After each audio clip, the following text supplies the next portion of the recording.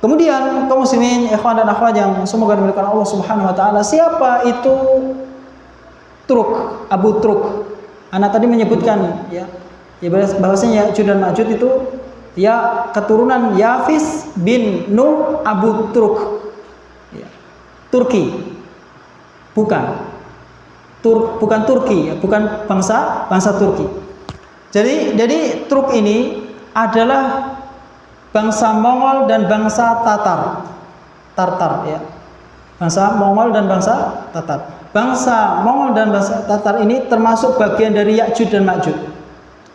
Hanya saja mereka ketika Raja Dzulqarnain membuat benteng, mereka tidak masuk benteng. Mereka di luar. Mereka di luar. Dan bangsa Mongol dan bangsa Tatar ini sekitar tahun 600-an Hijriah sampai 700 Hijriah. 700 Hijriah di zamannya Syekhul Islam Taimiyah. Bahkan Syekhul Islam Taimiyah berperang melawan Tartar, bangsa Tartar.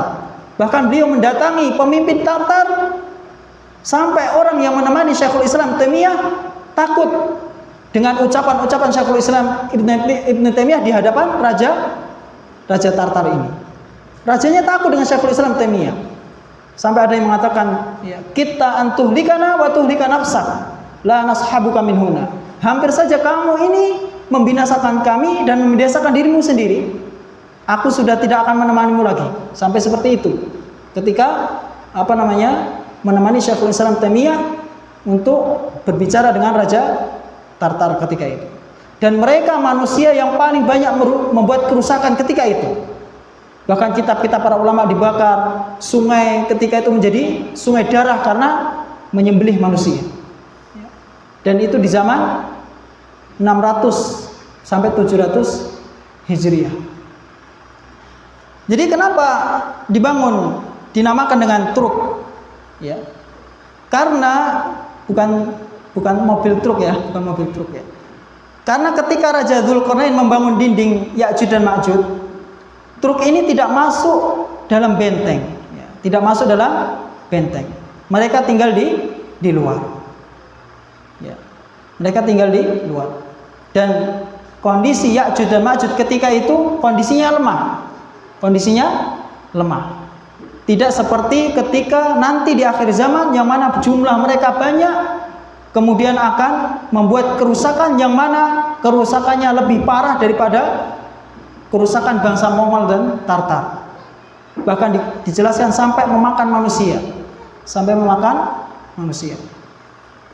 Kemudian berkaitan tentang peperangan dengan Turk ini, yaitu bangsa Mongol dan bangsa Tartar, Nabi Muhammad SAW ya, sudah bersabda ya, yang mana hadisnya tadi sudah kita sebutkan, bahwasanya tidak akan terjadi hari kiamat sampai kalian akan memerangi suatu kaum yang mana sandal mereka itu rambut mereka. Ya, maksudnya panjang rambutnya itu sampai kepada posisi sandal mereka. Ya. Dan Ibnu Katsir menjelaskan bahwa tahun 643 Hijriah itu terjadi perang besar antara kaum muslimin dengan Tartar tadi, 643 Hijriah. Dan ketika itu ana baca dalam kitab Al-Istighosah fi Raddi 'ala al-Bakri yang mana ditulis oleh Syekhul Islam Taimiyah, dan beliau menulis kitab ini ketika beliau di penjara.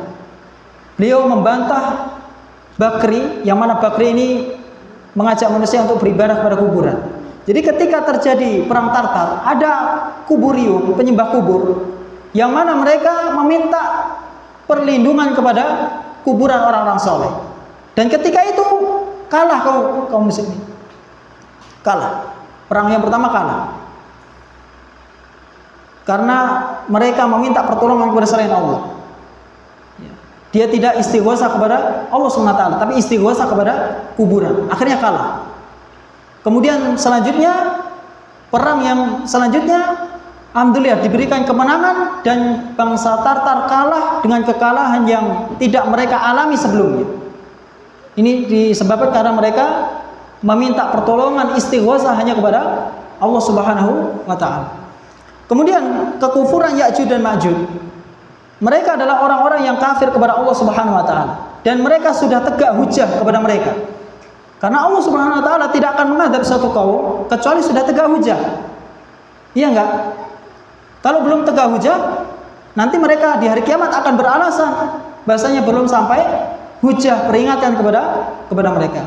Sebagaimana firman Allah Subhanahu wa taala, "Wa ma kunna mu'adzibina hatta nab'atsa rasula." Dan kami tidak akan mengadab satu kaum sampai kami mengutus seorang rasul untuk menegakkan hujah kepada mereka.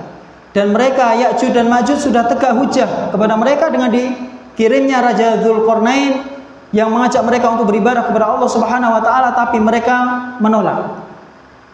Dan di antara dalil kekufuran mereka adalah dalam hadis dijelaskan fayaquluna qaharna ahlal ard wa alauna ahlas sama. Kami bisa mengalahkan penduduk langit dan kami bisa mengalahkan penduduk bumi dan kami juga bisa mengalahkan penduduk langit. Kufur. Ya. Siapa yang bisa mengalahkan Allah Subhanahu wa taala? Tidak ada. Tapi mereka dengan sombongnya mereka mengatakan kami sudah mengalahkan penduduk langit. Dan ini menunjukkan bahwasanya mereka kufur kepada Allah Subhanahu wa taala dan jumlah mereka banyak. Ya. Jumlah mereka banyak, tidak akan terhitung jumlahnya, dan manusia ketika itu nanti akan berlarian karena tidak sanggup untuk menghadapi mereka. Ini ketika sudah muncul tanda-tanda besar. Yang pertama Dajjal, kemudian yang kedua turunnya Nabi Isa alaihissalam, kemudian bersamaan itu akan keluar Ya'juj dan Ma'juj yang membuat kerusakan di muka bumi. Kaum muslimin yang semoga dimuliakan Allah Subhanahu wa taala. Ya, ana membaca penjelasan ini di dalam kitab yang berjudul Kullu Syai' ya, Kullu Syai' an Ya'juj wa Ma'juj. Al-aqwa mukhifah fil kitab was sunnah, ainahum wa mata yu'dzanu lahum. Ya. Yang ditulis oleh Sinan Zahid Muhammad Saleh Al-Husaini. Ini sekitar 200 halaman. Kalau anak baca nggak ringkas, ya antum duduk baca dengerin 200 halaman sampai pagi, ya. Sampai pagi belum tentu selesai. Kemudian berkaitan tentang Raja Dzulqarnain, ya, Raja Dzulqarnain. Ketika kita membahas tentang Ya'juj dan Ma'juj, maka ada kaitan dengan Raja Dzulqarnain. Yang mana kisah Raja Dzulqarnain ini Allah sebutkan dalam surat Al-Kahfi. Yang mana Allah Subhanahu wa taala berfirman, "Wa yas'alunaka 'an Dzulqarnaini qul sa'atlu 'alaikum minhu dzikra." Yang mana mereka bertanya kepadamu wahai Muhammad tentang Dzulqarnain. Katakanlah aku akan membacakan kepada kalian kisahnya. Inna makkanna lahu fil ardi wa atainahu min kulli syai'in sababa. Sesungguhnya kami telah memberikan kedudukan kepada Raja Dzulqarnain di muka bumi ini, wa atainahu, dan kami berikan kepadanya jalan, yaitu ilmu untuk mencapai segala sesuatu. Ya, Allah berikan ilmu kepadanya untuk bisa mencapai segala sesuatu.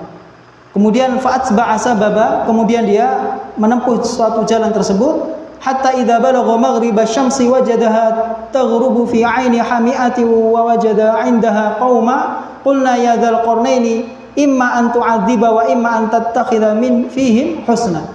Sehingga apabila Raja Dzulqarnain ini sampai di tempat terbenam matahari, kemudian mendapati matahari tersebut terbenam di laut yang berlumpur hitam.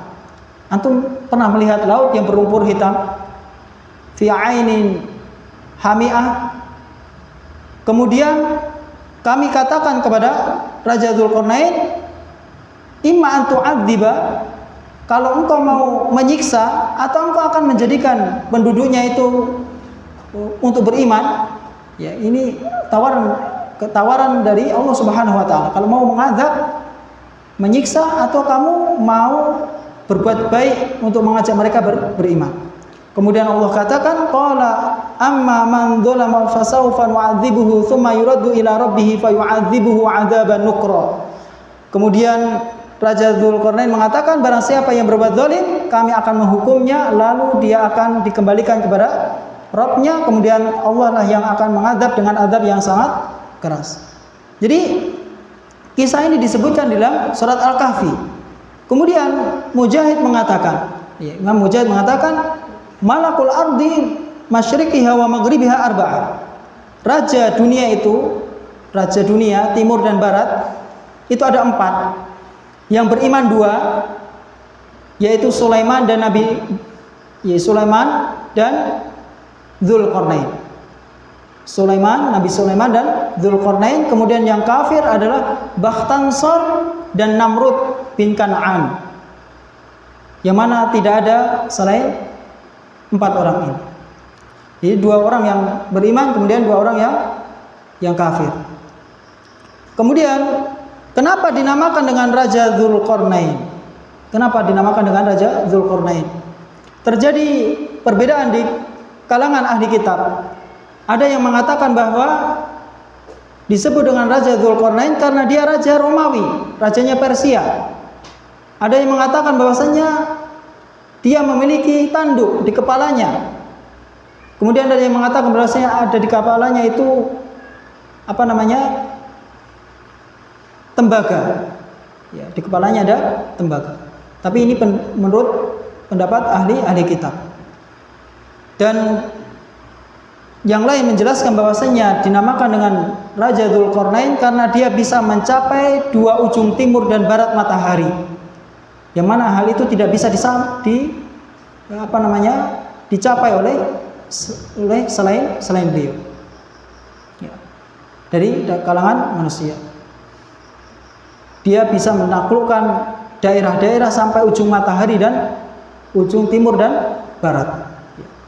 Ini kelebihan yang Allah berikan kepada Raja Dzulqarnain. Kemudian kaum muslimin, bahwasanya Ibnu Ishaq menjelaskan bahwa Raja Dzulqarnain diberi kelebihan apa yang tidak diberikan kepada yang lain, yang mana bisa mencapai ujung timur dan barat dan tidaklah melewati suatu daerah kecuali akan menaklukkan daerah tersebut. Kemudian Raja Dzulqarnain ini bukan Raja Iskandar Makduni, bukan Raja Iskandar Makduni Aristoteles, bukan. Karena Raja Dzulqarnain ini beriman kepada Allah SWT, sedangkan Raja Iskandar Makduni, muridnya Aristoteles, itu penyembah berhala, ya. Penyembah berhala. Kita lanjutkan sebentar nanti ya, setelah sholat, sebentar 10 menit atau berapa ya, untuk menyelesaikan ya, berkaitan tentang benteng Ya'juj dan Ma'juj.